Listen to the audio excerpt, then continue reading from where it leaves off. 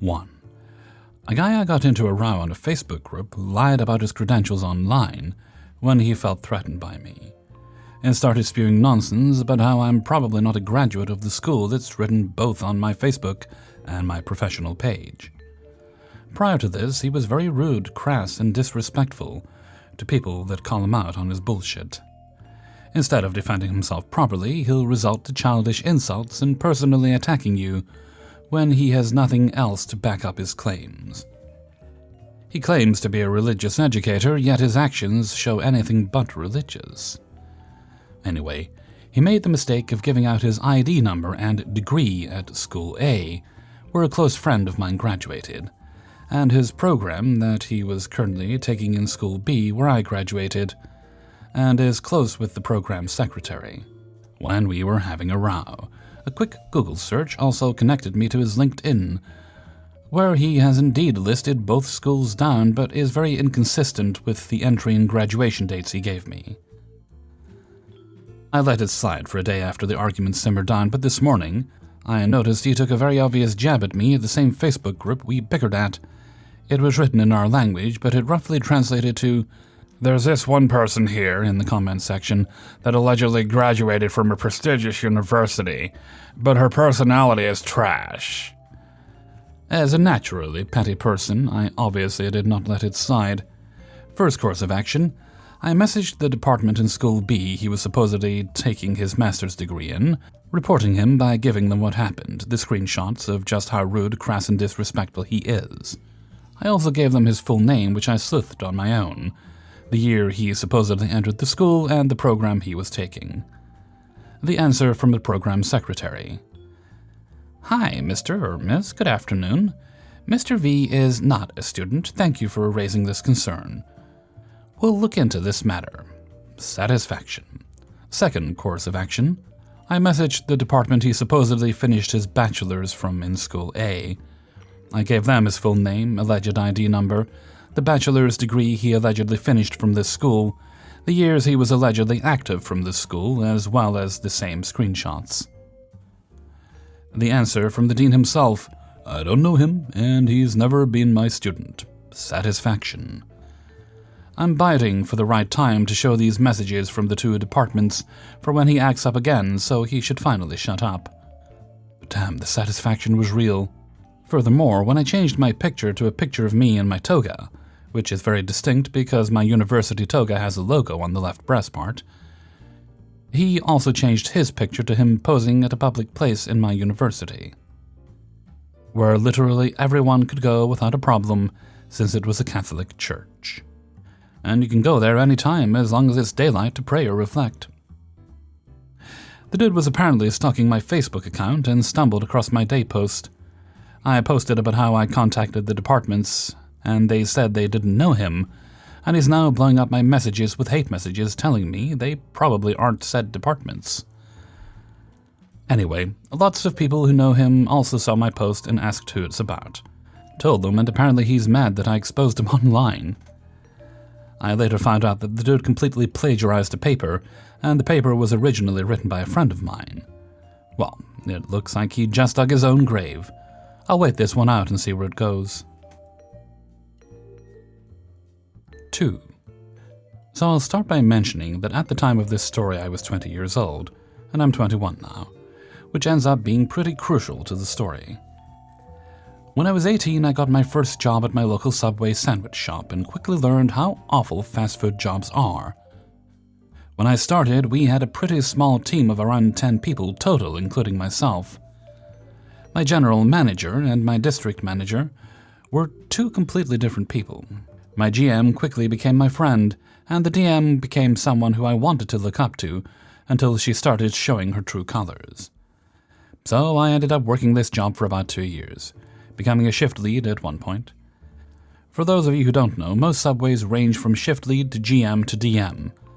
I didn't stay shift lead for long, but since I worked both days and nights, I knew this job inside and out.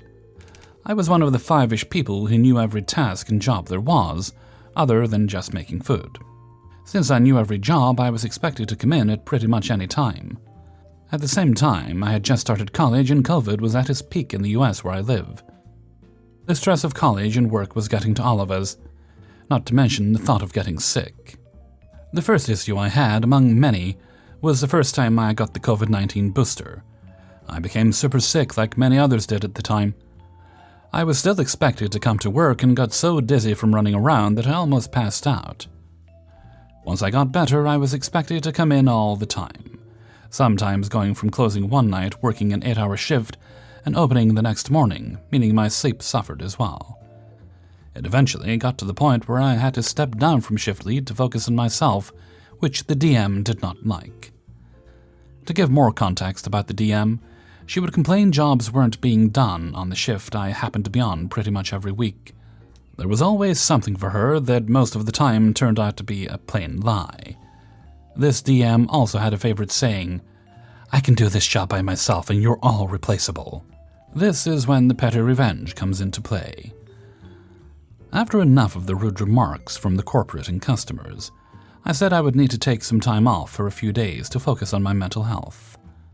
I brought this up to my GM, who was perfectly fine with it, since it was 2 weeks in advance, standard requesting time of practice. But my DM wouldn't accept it. She claimed that it's too short notice, and we need you for truck those days. By the way, none of those days were when our truck comes in, which was on Thursdays. I finally had enough and said if she wouldn't accept I needed time off, I would be forced to put in my 2 weeks' notice and quit. She gave me the same "you're replaceable" bullshit, and I decided I was done.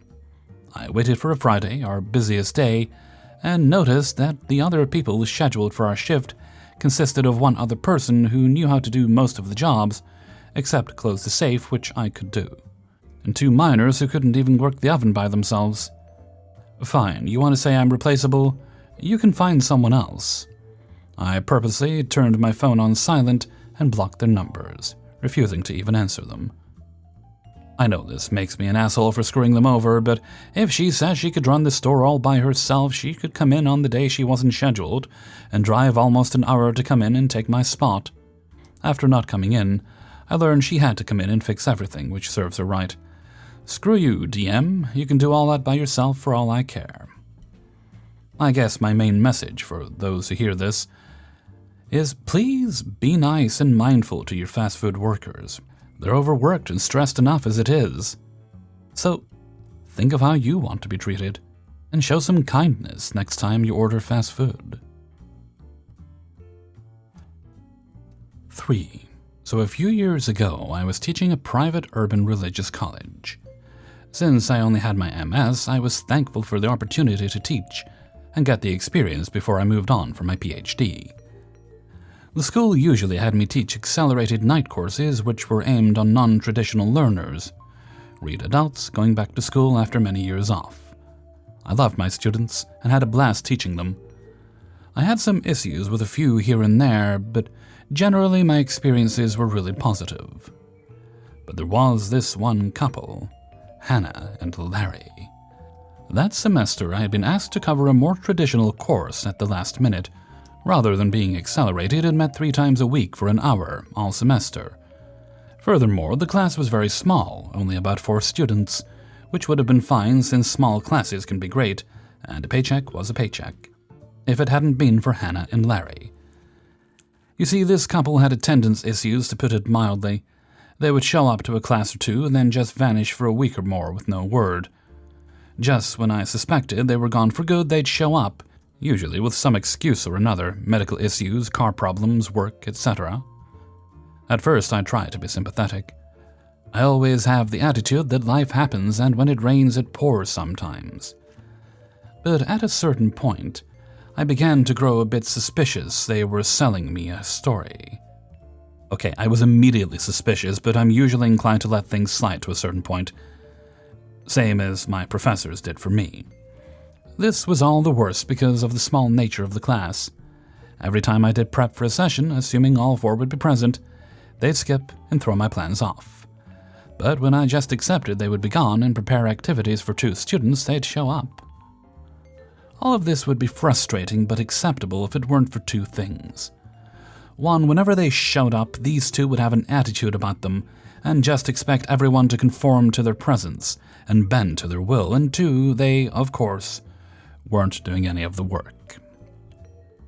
And these two factors came to a head, as Hannah, who was the louder and more confident of the two of them, would all but demand extensions, the ability to hand in work late, etc. I'd give them, only for both her and Larry to blow the work off again.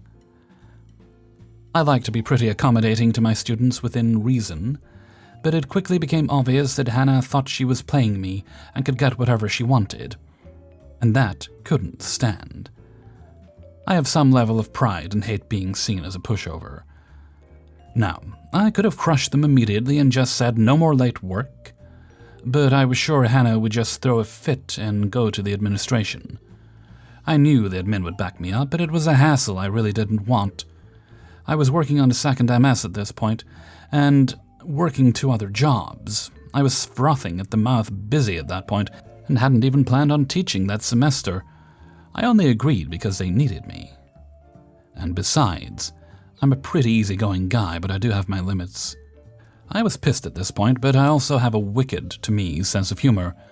Hannah wants to think she has me wrapped around her finger. Okay, let her think that. I was going to hand her enough rope to hang herself with. So for the past few weeks, whenever she asked for an extension, I'd smile, I'd say, sure, and then chuckle when nothing came in. Every time I wrote her and Larry emails, reminding them of the new date. Getting things in writing is key, kids. And then we arrived at the final. I hadn't seen the twosome in a few sessions and was actually surprised to see them stumble in to take the test. They failed, of course. But what you gonna do? Hannah comes up to me in front of the class and asks for another extension. I put my best teacher voice on and I said I was disappointed, but fine, life happens. However, I was posting the grades next weekend, so the absolute last minute I would accept any late was Friday at 11:59 p.m. The second it hit midnight, my books were closed. I asked if they both understood, and they summoned up a bit of solemnness when they assured me that they did. Good. I confirmed it in an email, and then sat back to grade the finals over the week. I mean, there were only 4, it wasn't that much work. I knew there was a risk they'd follow through and that I'd end up with a semester's worth of work to grade, but I was feeling pretty confident that wasn't going to happen at this point. Friday night rolls around, I didn't work my other jobs that day, and my own schoolwork was done. So I decided to buy a few beers and kick back to play some video games and relax. I look down at a certain point and realize that it's midnight. I open my email, remind everyone that the books are now closed. If I give an extension, it's open to the whole class. I'm not playing favorites. Not that anyone else needed it. I cracked open another beer, let out my best supervillain laugh, and went back to my game. Sunday comes around and I'm posting the final grades for the semester. I usually hate failing students, but I admit I had a smile on my face as I assigned Hannah and Larry their well-deserved Fs. 10 minutes after I hit save for the grades, I hear the familiar ba-ding of my email going off, followed by another. Oh, who could this be? It is, of course, Hannah and Larry. Larry's email can best be summed up as, "Oh my god, didn't you get my email with the work? I sent it on Friday." Hannah's said the exact same thing. Now it's obvious they're thinking they can get another day or two to get the work this way. After all, hadn't I been so pliant and naive all semester? Oh, the fools. The fools. They've played right into my hands, and this is the moment I've been waiting weeks for. I double-checked to make sure I hadn't missed emails from them, just to be safe. I hadn't. And then I typed my response. No, I didn't. And I did just double-check after your last message. That's okay. Emails get lost sometimes.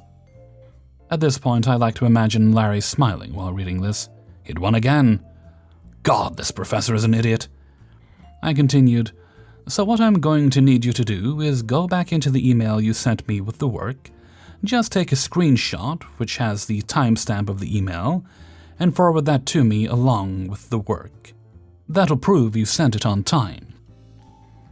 I then responded to Hannah's email saying the same thing. What was their response? Did their eyes widen as they realized they had been held accountable for their actions? Did panic set in? Were there tears, howls of regret, the gnashing of teeth, and the rending of hair? Sadly, I'll never know. I never heard from them again. They didn't even bother making another try. And me? Well, I decided to buy some more beer that night and celebrate once again. Occasionally, I'll tell my current students the tale, a humorous reminder that 1, yes, I am accommodating, and 2, yes, I'm pretty laid back, but 3, I'm not an idiot, and don't try to play me. It usually gets a good laugh, and if some of those laughs sound a wee bit nervous, all the better. 4. For some reference, I went to the local community college a few years back. It was a pretty good education for the cost, and the environment was fairly chill. It wasn't always the easiest to make friends because of the lack of activities and involvement, but generally a good place. One fall, I was enrolled in a history class, and the professor was just a funny dude. Dr. Cool for the purpose of this post. Dr. Cool got on the good side of the class and was a pretty go-with-the-flow type of guy. The one thing that we all agreed on was that the class next to us could get annoying. The next-door professor was always loud during his lessons, Dr. Smith. His voice disrupted our class on multiple occasions throughout each session. So damn obnoxious, and worst of all, we could never escape it, as it started and ended at the same time as ours. One day I hatched a brilliant idea during the last week of class. Place a fart machine in that class, well, really a Bluetooth speaker with a fart app, to get back at them for disrupting us the entire semester. I met up with a couple of the students one day and discussed my plan, unsure of how they would react. Turns out, they were completely in on it. So one day, I unsuccessfully attempted to pull this off by bringing my own speaker. However, something didn't work. I think the range was too long or something. So the next time, as classes are wrapping up, we try again. This one kid brings an expensive and loud portable speaker, and we sneak in before class time and place it underneath the podium in front of the room so no one would spot it. To keep the silence, because this wireless speaker, like most, makes a ding sound when connection is detected, he left it on and ran a silence track through YouTube. We were all set for action. As our class starts, we can barely contain ourselves because of the obvious stunt we all knew was about to happen. We tell Dr. Cool, and he's completely in on this. We decide to let one rip every time Dr. Smith makes loud remarks we can hear, so evidently through the walls. And so, once he makes his existence known to the floor, our professor signals us that it's time. My classmate, at the direction of Dr. Cool, pressed the fart trigger on his phone. And it was way louder than we thought. You could have heard that thing on the other end of the hall.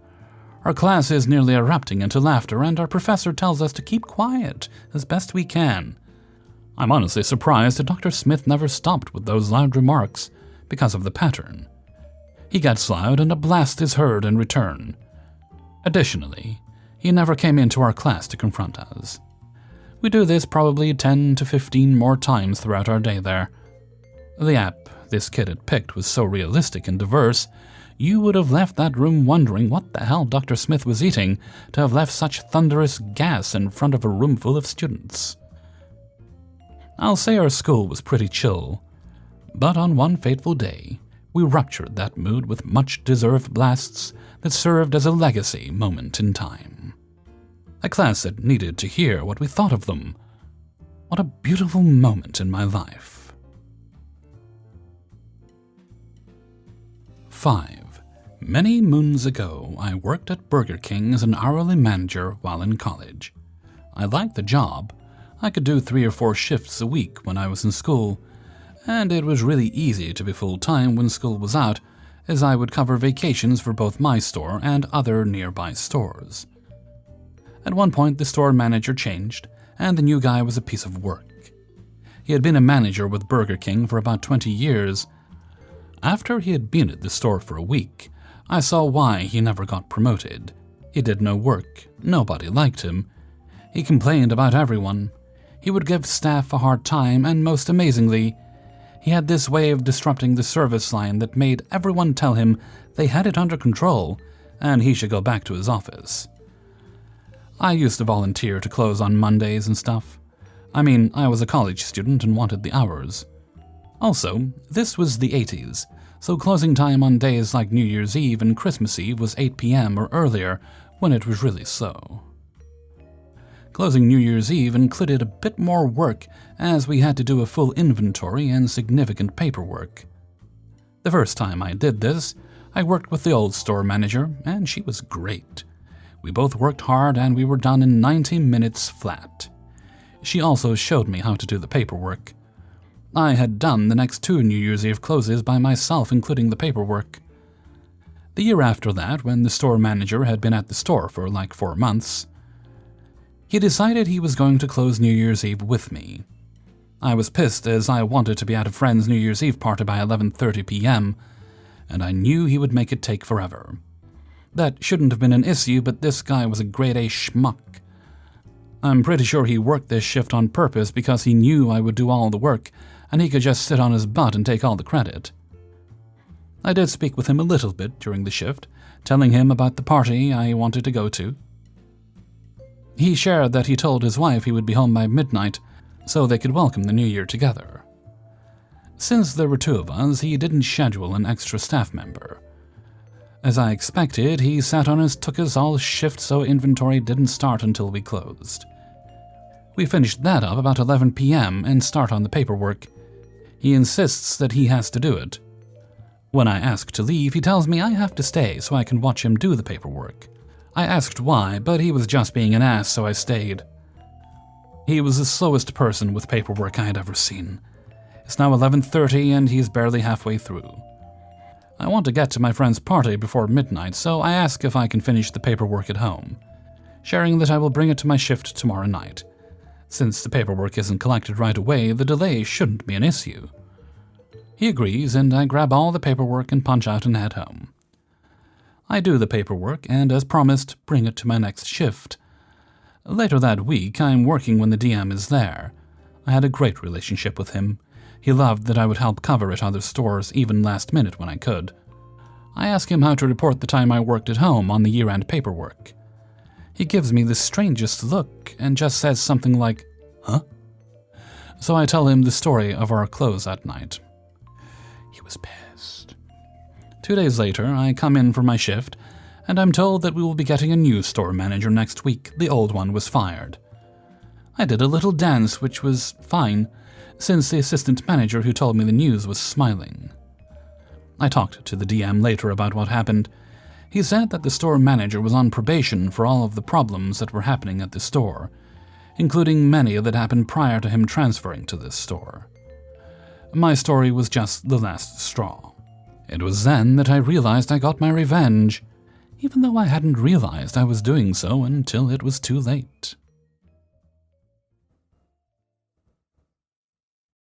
Hey everybody, Hellfreezer here, and thank you very much for listening to Revenge is Ice Cream, episode 268. And thank you very much to everybody who allowed me to use their stories in this video. If you'd be so good, could you like the video if you enjoyed it, and give it a thumbs down if you didn't enjoy it. It's all good, just express yourself. Fact of the matter is, if we don't tell YouTube we like the videos, they're not going to promote them. That's how the algorithm works, so I'd appreciate your help on that. Alright, let's see. No other business today, I believe. I think there's a birthday shout-out on Friday, but none today. So let's move right along to Hellfreezer's question of the day. Today's question is, given that sharks have barely changed in hundreds of thousands, if not millions of years, because a shark is extremely good at being a shark. I haven't lost my mind, bear with me, I'm going somewhere with this. Do you think human beings are going to change any more in terms of evolution? Or are we at the point now where we are adapting the world and the world around us so that we can interact with it better rather than us adapting to the world? Let me know what you think in a comment below. With that, I'm going to head off for now. So until next time, thank you very much for listening, and take very good care of yourselves.